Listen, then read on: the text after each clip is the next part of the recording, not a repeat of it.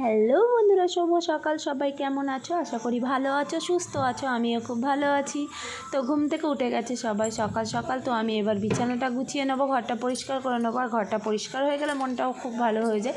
তো আমি ঘরটা গুছিয়ে নিচ্ছি, দেখো সব কিছু পরিষ্কার করে নিচ্ছি। আর সারা রাত্রে জামা কাপড় সব কিছু ঘরেই মেলা ছিল, পাখার তলায় দেওয়া ছিল যাতে তাড়াতাড়ি শুকিয়ে যায়। যেহেতু ওয়েদারটা খুবই এখন খারাপ, কখনো বৃষ্টি কখনো রৌদ্রর কোনো দেখা নেই, তার জন্য ঘরেই সব কিছু মেলেছি। তারপরে আমি ঘর দৌড়টা ঝেড়ে নিলাম, দেখো।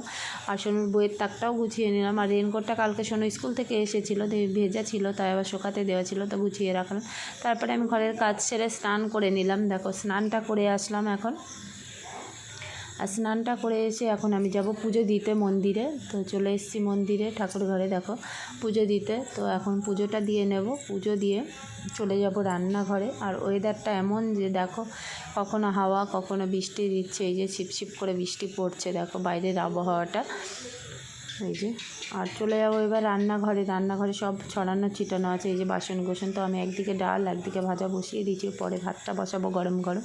তো সকালে খাওয়া দাওয়া সবাই করে নেবে। আর এদিকে ভাতও বেড়ে নিচ্ছে, রান্নাও হয়ে গেছে, সব ভাত বেড়ে নিচ্ছে, সকালে সবাই একসঙ্গে খাবো। তো কেমন লাগলো সবাই একটু কমেন্ট করো ভিডিওটা। Ta ta, by.